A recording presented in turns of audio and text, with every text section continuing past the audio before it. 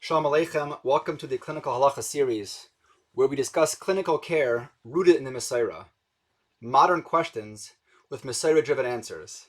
Today we're going to discuss a question that's not discussed only by the Achronim, not only by the Rishonim, not only Bisman HaGemara, but this question goes all the way back to the Zman HaAvos. And that's the question of consanguineous relationships, marrying a close relative, marriage between an uncle and a niece, or marriage between first cousins. Before we get into the halachic discussion, we'll give a very brief overview of the medical discussions and issues relating to marrying a close relative. We know that a parent and a child share 50% DNA, and similarly, full siblings also share 50% DNA. An uncle and a niece have 25% shared DNA. First cousins, 12.5%. Second cousins, approximately 3%. And as you get further and further away in the relationships, of course, the shared DNA continues to diminish. And the question about shared DNA relates to autosomal recessive disorders primarily. Meaning, many people are silent carriers. They have one recessive gene, which typically is clinically irrelevant or is only subclinical in its relevance. However, if somebody has both of those genes, they inherit two recessive genes, then they present with significant genetic issues. And if you have two parents who are likely to have both carriers of autosomal recessive genes and they now have a child, so now there's a great risk that the child will have both of those genes and he is at risk for that disease.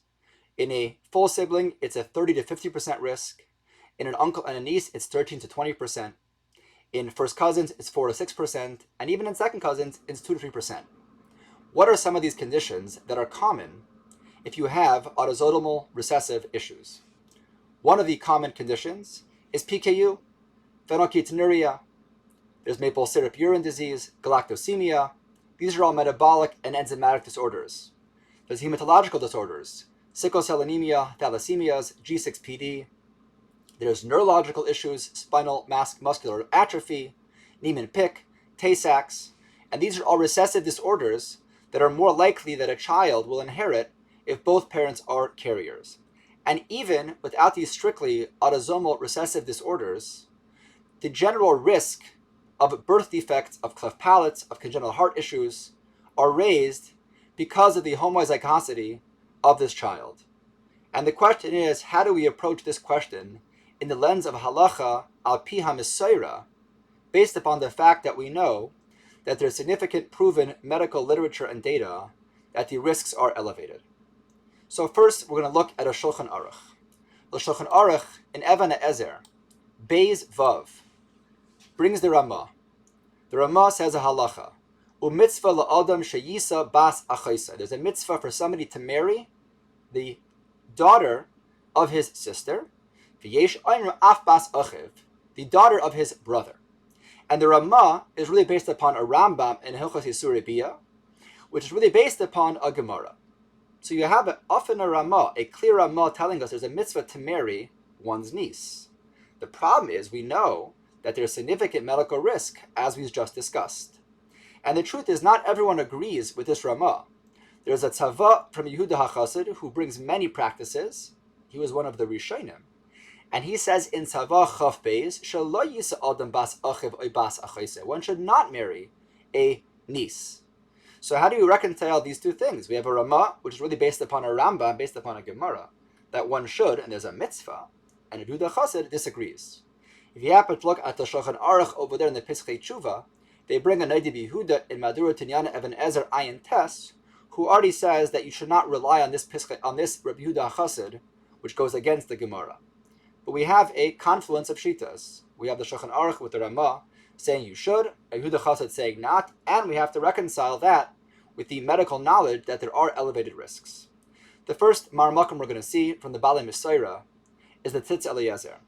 And whenever we have a medical shaila, it's important to look back how the Gedolei HaAchronim, those who have the task of carrying over our deep and rich Mesorah, how they approach these questions, and not to give our own input and our no newfangled approaches without relying on the precedent that they established and that we are bound to.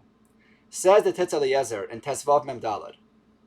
He was asked this question, and he says, to say it's Asr definitively, I can't say such a thing, because I know the Gemara and the Shulchan Aruch says it's the mitzvah. La'asr nusui kroivim hamutar mal pidin ein efsharis. You can't argue with a clear often a Shulchan Aruch. Aval or hamamtziim shebidei haroifim bezeh yesh makom lehaziru lahazbir ala sika, and tell people it's dangerous. V'yikabel schar ala prisha ba'asayis ayis mishum mishmartim me'oid natrosechem. And they will get reward because they're being cautious in the mitzvah of mishmartim me'oid. So I can't definitively forbid it, but the general approach is to let people know there's an elevated danger, and if they refrain, that's okay because they're getting a reward for being careful with their lives. If you look at the Tshuvas V'Hanhagas from Rosh Sternbuch Shlita, in Chelik Bey's Taf Reish Chaf, he brings a very interesting story. He was traveling to America many years ago, and he was approached by Rav Eliyahu Young, who was a strong figure in the From American world at the time. And Rav Young wanted to publicize a proclamation based upon the medical literature and data that one should not engage in consanguineous relationships. One should not marry cousins because of the elevated risk. And Rav Sternbuch told him back like this, Vani loy ratziti lehitzdaref. I didn't want to join in that proclamation. V'lachtaim le'isser. Kevan de ladaiti hadavar taliva oimed. It depends. In ein kavanas l'shem shamayim, if he doesn't have the right intentions, he has a yetzer or a taiva, I agree. Yesh b'zeh sakana. But if his kavana is the shem mitzvah, likach mimishpacha miyuchases amitzad mailes acheros, there's other reasons why he's engaging in this. Says Rav Sternbuch, how could I say it's aser? Oz ladaiti shomer mitzvah layeda davara v'yachal his chatein, and he's allowed to. V'akadosh baruch hu yisayeh, Akadosh baruch hu will help him. Liz kois to doyer to shomer and eflayim, and you don't have to worry about the cheshbonos of mechkrei hagoyim, oya ha'achavshiyim, ulidana kol halech achar kavana. So Rav Sternbuch says it's really in abeyance. It depends. If you have the wrong intentions, you should refrain. But if you have the right intentions, it is permitted, and Akadosh baruch hu will help you. That's more lenient, so to speak, than the Tzitz Eliezer, who really said, I can't forbid it, but tell people about the danger. Rav Sternbuch actually is allowing this practice if the reasons and the intentions are appropriate. And there's one more achron we're going to bring in, and that is the Stipler. The Stipler in Orchos Rabbeinu, in Aleph Reish Samech Vav, discusses this question, and it's brought that in most cases he was very, very machmir. B'negel l'chitud b'nei doidim, Meiri Rabbi Zatzal, makbed akei mishum sakana.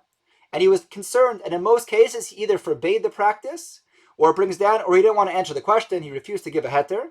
And it actually brings down in one case, they're already about to write the Tanaim, about to sign the document that agrees that they're about to engage in a relationship, in an engagement, and he broke and told them not to. They should not engage in this. So in most times, the way it's brought, his anhaga was to be stringent in this matter and not to allow it to go forward.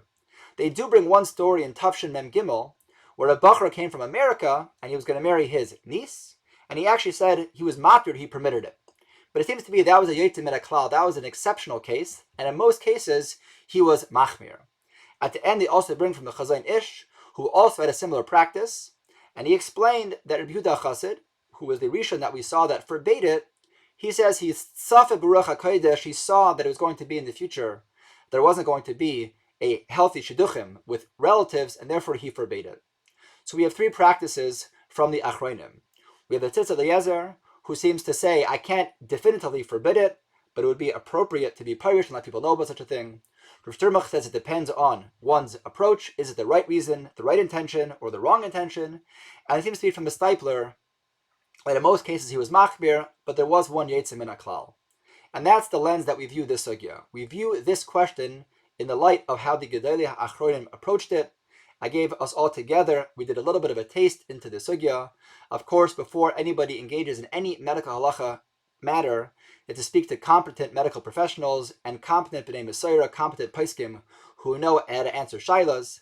I hope I enlightened you today together, and Mishnah will continue along the path of clinical halacha shailas. Have a wonderful day.